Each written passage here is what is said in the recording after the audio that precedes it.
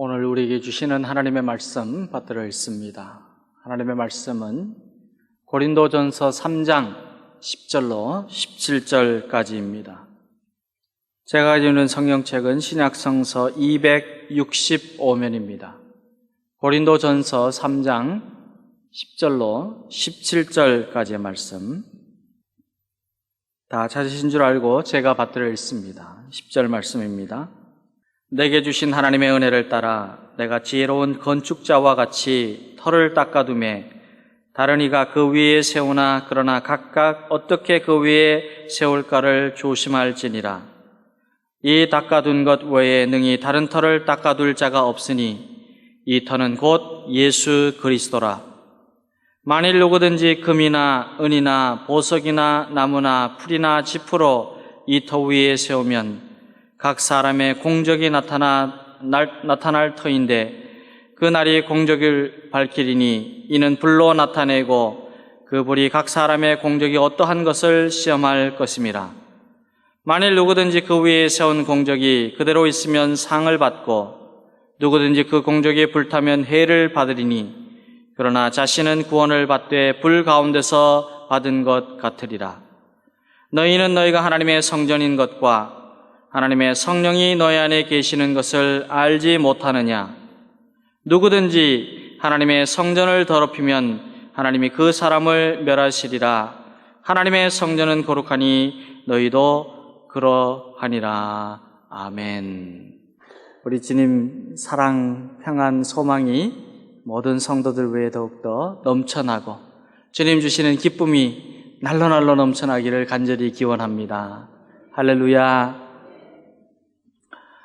한 마을에 아주 낡은 건물의 교회가 있었습니다. 여름만 되면 비가 많이 오는데 비가 올 때마다 교회의 진입로에 그 진흙창이 되어서 아주 질퍽질퍽하여서 교회 예배로 들어가는 성도들의 그 발걸음이 참 지저분해지고 어려움이 있었습니다. 불편한 점들이 많이 있었는데 그런데 어느 주일날 아침에 교회 진입로에 가보니까 벽돌로 20장 정도가 이렇게 깔려져 있었습니다. 그 질퍽질퍽한 땅 위에 진흙 그 위에 벽돌이 깔려 있었습니다. 근데 그 다음 주에도 보니까 또 벽돌이 20장 정도가 이렇게 깔려면서 사람들이 아주 물에 신이 젖거나 진흙탕에 더럽혀지지 않고 예배당에 들어갈 수 있도록 그렇게 잘 정리정돈이 되어 있었습니다. 담임 목사님이 그것을 보고 이거 누가 이랬을까? 누군지 참 궁금하다. 어떻게 이렇게 귀한 생각을 했을까 하는 마음이 들어서 누군지 모르니까 내가 그러면은 다음 주일날 새벽에 일찍이 교회에 나가서 기다렸다가 누가 그러는지 한번 살펴보아야 되겠다 하는 마음이 들었습니다. 그래서 그 다음 주일날 새벽에 일찍 교회에 나가서 기다리고 있는데 아니나 다를까 새벽 시간에 어둠을 뚫고 한 소년이 달구지를 끌고 벽돌을 싣고 교회 앞에 왔습니다. 그리고는 콧노래로 찬양을 부르면서 아주 기쁘고 밝은 표정으로 벽돌을 놓기 시작을 했습니다. 그 소년이 누구냐 하면은 일찍 아버지를 잃고 벽돌 공장에서 일을 하는 12살 된 존 워너메이커라고 하는 아이였습니다. 그는 비가 오기만 하면은 진흙탕이 되는 교회 진입로에 벽돌 공장에서 받은 급여로 벽돌을 샀습니다. 그리고 그 진흙탕을 깔았습니다. 그리고 열심으로 교회를 섬깁니다. 교회를 사랑하는 마음으로 열심으로 섬깁니다. 그 후에 이 소년이 유명한 백화점 왕이 되었습니다. 존 워너메이커. 담임 목사님은 그날 설교 때에 존 워너메이커의 선행을 공개했습니다. 그의 열심과 믿음과 그리고 아름다운 선행을 소개합니다. 그러자 교인들은 모두 이 소년의 선행에 감격하면서 우리가 함께 힘을 내서 아름다운 성전을 이루어가자. 성전을 세워가자. 그리고 봉헌을 합니다. 그리고 그 후에 1년이 지나면서 아무리 비가 내려도 말끔하게 교회 안에 들어가서 예배 드릴 수 있는 아름다운 예배당을 건축하여서 하나님께 드리게 되었습니다.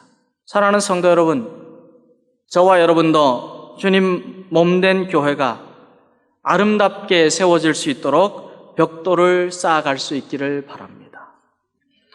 존 워너메이커가 쌓아왔던 그러한 벽돌을 우리도 쌓아갈 수 있기를 주님의 이름으로 기원합니다. 그러면 이 소년이 갖다 놓은 벽돌은 오늘 저와 여러분에게는 어떤 의미가 있습니까? 무엇이라고 우리가 표현할 수가 있습니까? 그것은 다름이 아닙니다. 이 벽돌의 의미는 바로 예수 그리스도이십니다.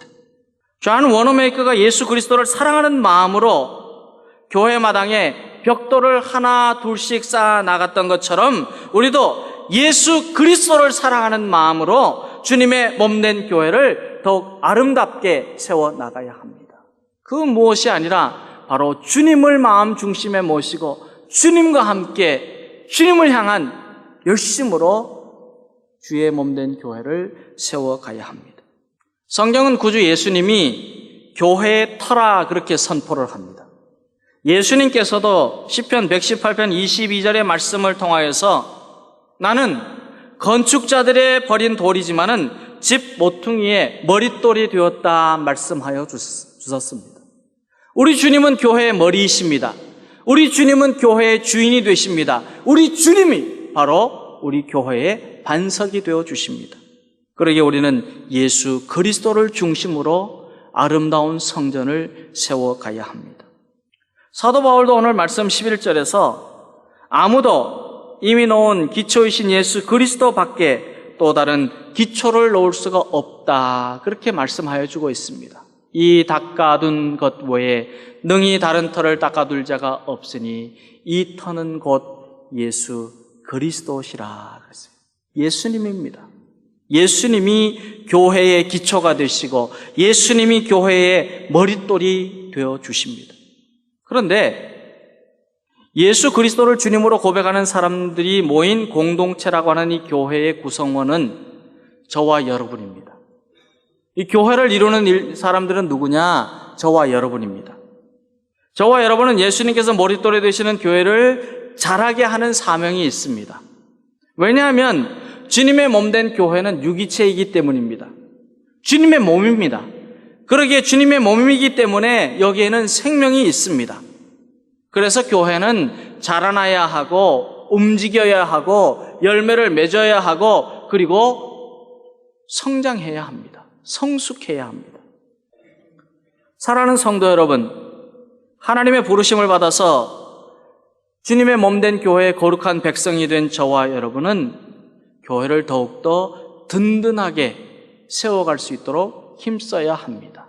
예수 그리스도를 중심으로 해서 힘써 일해야 합니다. 그러면 우리가 어떻게 해야 교회를 더욱 든든하게 세워갈 수 있습니까? 우리가 무엇으로 든든하게 세워갈 수 있습니까? 우리 주님이 교회의 기초가 되시고 머릿돌이 되시고 우리는 다 주님의 백성이 되어 한 교회의 성도들이 되었는데 그러면 저와 여러분이 어떻게 해야 우리 교회가 자라나고 든든하여지고 우리가 생명이 넘쳐나고 그 생명을 나누는 주님의 몸된 교회가 될 수 있습니까? 그것은 다름 아니고 주님을 향한 믿음이 있어야 합니다. 믿음을 가지고 있어야 돼요.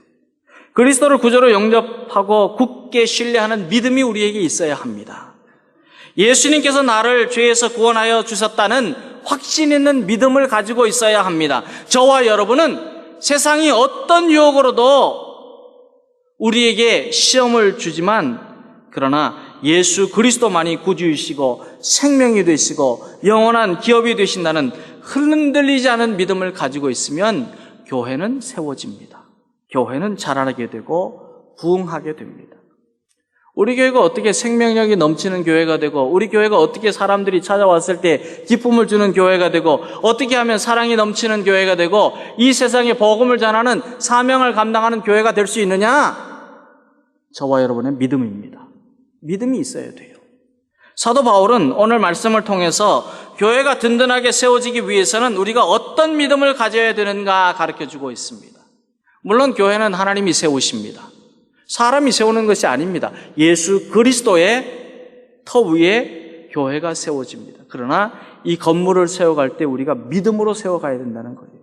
그렇지만 우리가 믿음이 없으면, 우리 한 사람 한 사람의 믿음이 없으면 주님의 몸된 교회는 그 생명력을 지속할 수가 없습니다. 왜냐하면 교회는 예수님을 구주로 고백하는 믿음을 가진 사람들의 공동체이기 때문이에요. 우리는 함께입니다. 공동체입니다. 그런데 이 중에 누가 한 사람이라도 빠지게 되면 공동체는 힘을 잃게 되어요. 연약하여지게 되어요. 잘 못하게 되어요. 공동체는 같이 있어야 돼요. 한 울타리예요. 하나예요. 그렇기 때문에 함께 한 믿음으로 나아가야 합니다.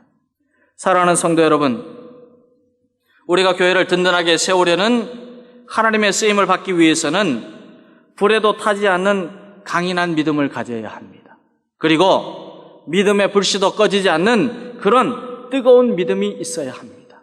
저와 여러분에게는 이 믿음이 있어야 돼요. 사도 바울은 말하기를 교회는 성도들이 가지고 있는 믿음의 공적에 따라서 세워지고 자라난다 그랬어요. 믿음의 공적이 있어야 된다는 거예요. 12절 말씀과 13절 말씀을 함께 읽겠습니다. 계속해서 읽습니다. 만일 누구든지 금이나 은이나 보석이나 나무나 풀이나 지푸로 이 터 위에 세우면 각 사람의 공적이 나타날 터인데 그 날이 공적을 밝히리니 이는 불로 나타내고 그 불이 각 사람의 공적이 어떠한 것임을 시험할 것임이라. 아멘. 이 말씀은 우리가 어떤 자재를 가지고 건축을 하든지, 그것이 금이든지 은이든지 보석이든지 아니면은 나무든지 마른 풀이든지 지피든지 무엇으로 건축을 하든지 모든 건물은 각기 공적이 나타나게 되는데, 그런데 마지막에는 불로 그 공적이 검증을 받게 된다. 그렇게 우리에게 가르쳐 주고 있어요. 이 공적이라고 하는 것이 무엇이냐면은 일한 만큼의 업적을 말합니다. 우리가 일을 하여서 나타나는 결과가 그 공적입니다. 우리가 건물을 완성하고 난 다음에는 완공 후에 안전검사를 받아야 합니다. 그래야 원래의 설계된 기능에 따라서 잘 사용할 수 있게 됩니다. 그런데 안전검사를 제대로 받지 못하고 건물이 제대로 지어지지 않았으면 어떻게 되느냐 하면은 잘못 건축되었기 때문에 시험에 통과할 수가 없습니다. 그런데 나무나 풀과 지푸로 지은 집은 임시방편으로 거처할 수 있는 그런 집은 될 수 있지만은, 그러나 화재가 나거나 비바람이 몰아치거나 할 때는 견디지 못하고 무너져서 집 구실을 제대로 하지 못하게 된다 하는 그런 뜻입니다.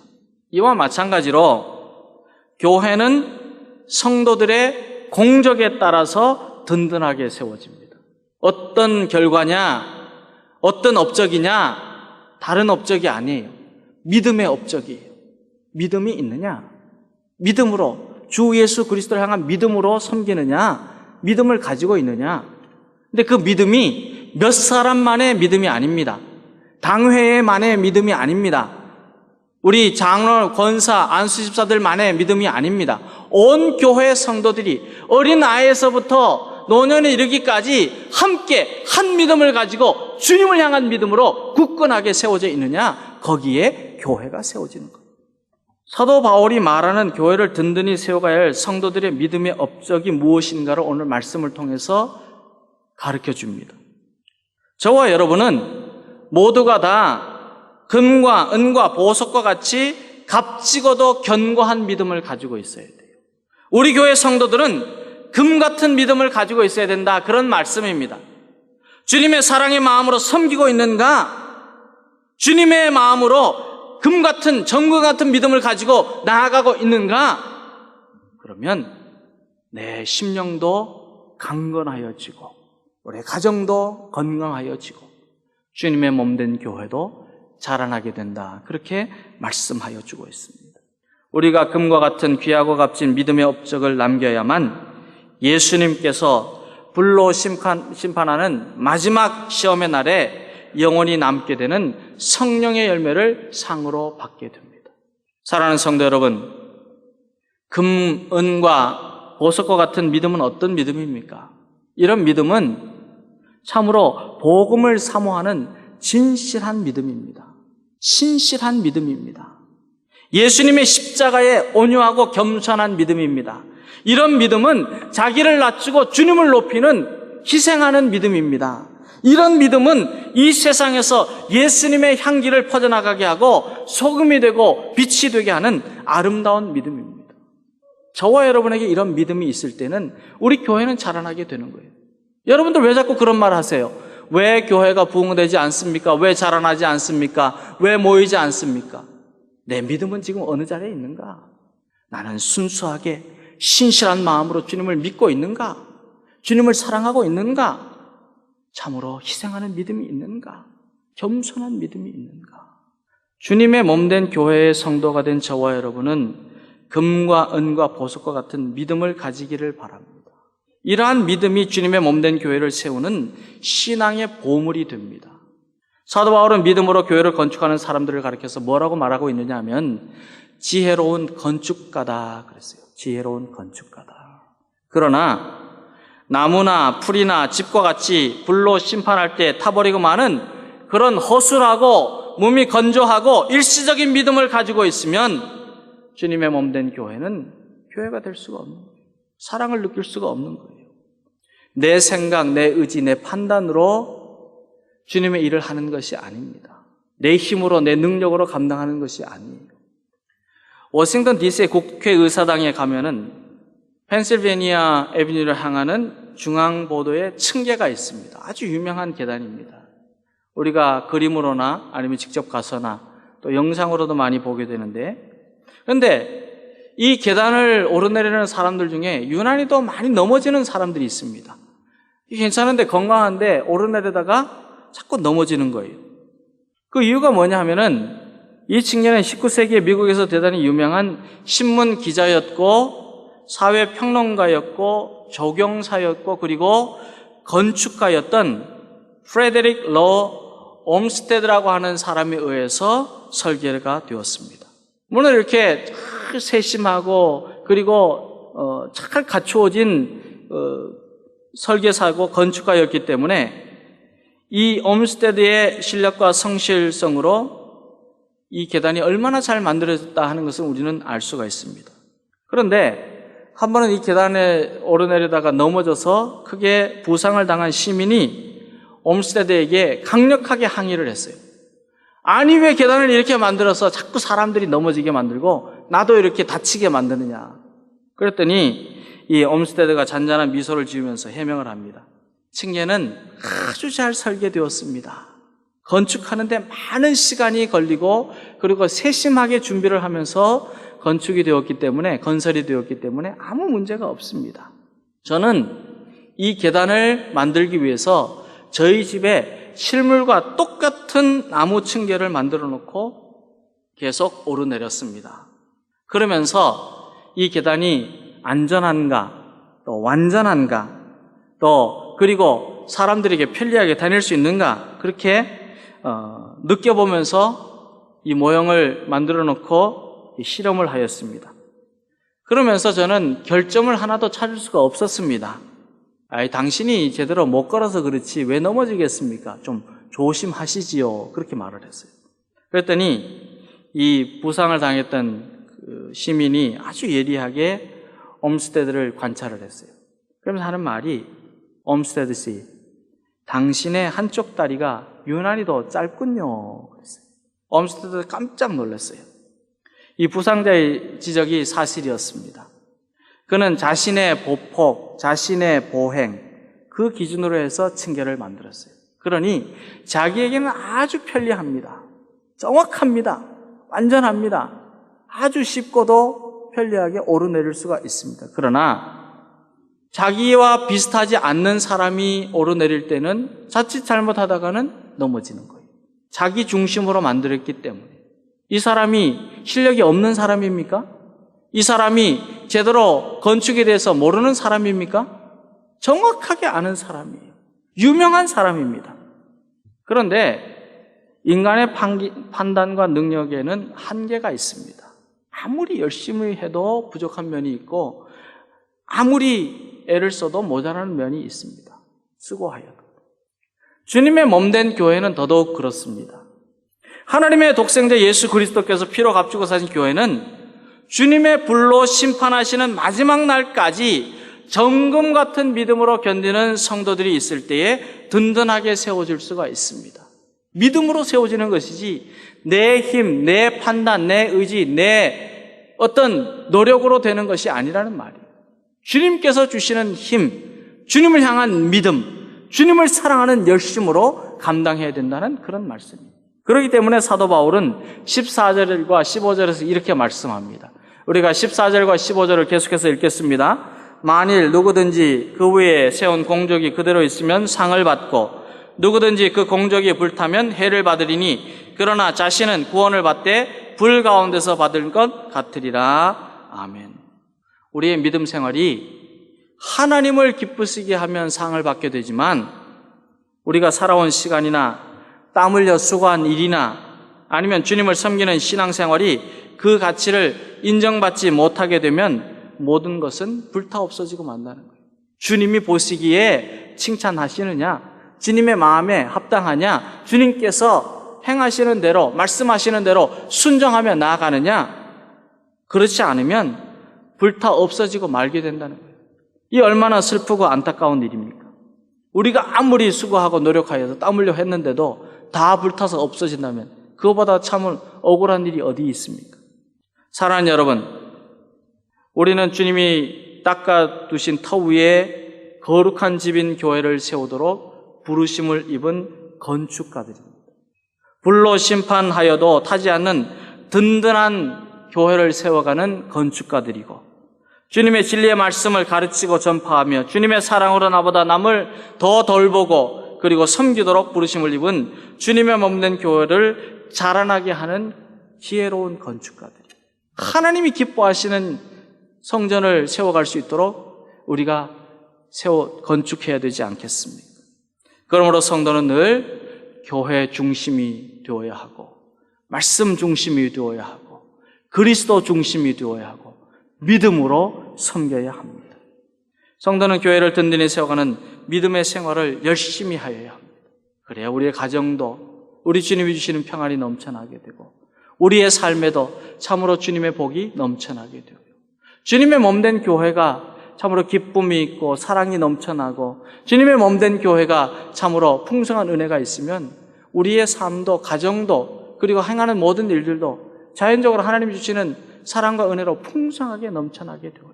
주님께서 주시는 교회를 통하여서 주님께서 주시는 복이 넘쳐나게 되는 겁니다. 우리 한 사람 한 사람이 믿음의 성도가 될 때에 주님의 몸된 교회는 더욱더 자라나고 건강하여집니다. 그러면 성도들은 어떤 믿음, 어떤 신앙의 자세로 살아야 교회를 든든하게 건축하는 지혜로운 건축가가 될 수 있겠습니까? 교회를 믿음으로 세워가는 건축가가 되어야 되는데 어떤 신앙의 자세를 가지고 있어야 될까? 오늘 16절 말씀 보면 사도 바울은 저와 여러분에게 너희는 너희가 하나님의 성전인 것과 하나님의 성령이 너희 안에 계시는 것을 알지 못하느냐 그렇게 물어보십니다. 이 말씀은 우리의 몸은 하나님의 성령이 계시는 하나님의 성전이라 하는 그런 뜻입니다. 우리 몸은 성령님이 내주하시는 거룩한 장소이니 그러므로 우리의 몸은 영적이고 거룩하고 영광스럽다 하는 그런 의미를 가지고 있습니다. 사랑하는 성도 여러분, 우리 안에 성령님이 거하신다 하는 이 믿음으로 살면 우리는 주님의 마음으로 일하게 되고 주님의 마음으로 생각하게 되고 주님의 뜻대로 행하게 됩니다. 그러면 우리를 통해서 주님의 이름이 높임을 받으시고 주님의 몸된 교회는 든든하게 세워지는 참으로 큰 은혜가 넘치게 됩니다. 그런데 우리가 깊이 생각해 볼 말씀이 있습니다. 그 말씀이 뭐냐면 17절 말씀이에요. 17절 말씀 우리가 함께 읽겠습니다. 누구든지 하나님의 성전을 더럽히면 하나님이 그 사람을 멸하시리라. 하나님의 성전은 거룩하니 너희도 그러하니라. 아멘. 주님의 몸된 교회도 그렇지만 거룩한 성령님이 거하시는 저와 여러분의 몸 안에, 우리 심령 안에 우리가 그 성전을 더럽히면 하나님이 그 사람을 멸하시리라 그랬어요. 이 더럽힌다고 하는 원래 말의 뜻은 뭐냐면은 파괴한다, 부패하게 만든다, 못쓰게 만든다 하는 그런 뜻입니다. 고린도 교회 성도들 중에는 그런 사람들이 있었어요.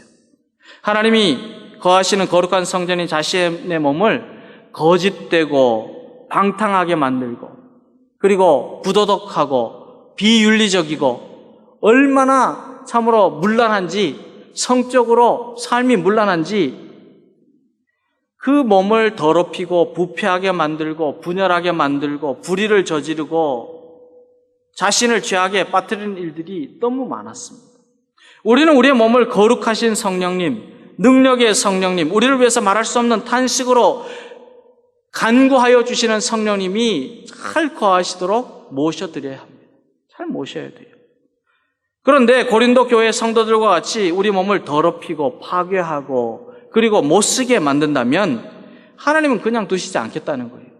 어떻게 하시느냐? 그 사람은 하나님의 징계를 면치 못하게 된다. 사도 바울은 17절에서 그렇게 말씀하고 있어요. 1960년대에 복음주의 운동을 이끌고 교회의 선지자적인 역할을 하였던 A. 토저 목사님이라고 하는 분이 계십니다.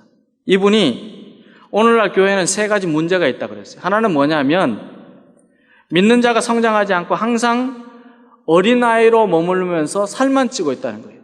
믿음이 자라나야 되고 성숙하여야 되고 건강하여야 되는데 그렇게 되지 못한다는 거예요. 그러니 믿음의 공동체 안에 성도가 된 그 성도들이 믿음이 자라지 못하니 교회도 자라지 못하는 거예요. 두 번째는 믿는 자가 교회 안에서 마땅히 해야 할 일을 알지 못하고 오직 참관만 하는 것이 교회의 문제라고 그렇게 말하고 있어요. 보기만 하는 거예요. 방관만 하는 거예요. 잘하고 있나 못하고 있나 지켜만 보는 거예요. 그리고 마지막으로 믿는 자가 서로 일치되지 않고 분열과 다툼만을 일삼는 것이 교회의 문제가 되고 있다 그랬어요. 교회는 그리스도의 사랑으로 하나 되어야 돼요. 연합해야 돼요. 화목해야 돼요. 그래야 된다는 거예요. 우리 안에 성령님이 계시는데도 깨닫지 못하고 성전을 더럽히면, 못쓰게 하면, 깨끗하지 못하고 부패하게 만든다면 우리 자신도 가정도 사회도 교회도 든든하게 세워갈 수가 없습니다. 사랑하는 여러분, 우리 안에 성령님이 거하신다는 믿음을 가지고 사는 주님의 자녀들이 되기를 바랍니다. 그렇게 살지 못한다면 주님께서 그냥 내버려 두시겠습니까? 저와 여러분은 성령님께서 거주하는 거룩한 성전입니다.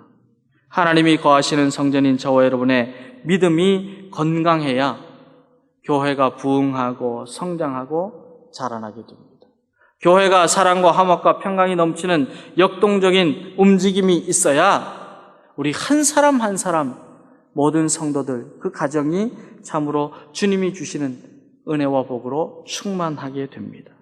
저와 여러분은 하나님의 성전인 것과 하나님의 성령이 우리 안에 거하신다 하는 이 믿음을 가지고 날마다 정결하게 살고 주님을 사랑하는 일을 열심으로 감당하고 주님의 말씀으로 충만하여서 이 가정을 건강하게 세우고 우리 교회도 든든하게 세워가는 주님의 지혜로운 건축자들이 다 될 수 있기를 주님의 이름으로 간절히 기원합니다.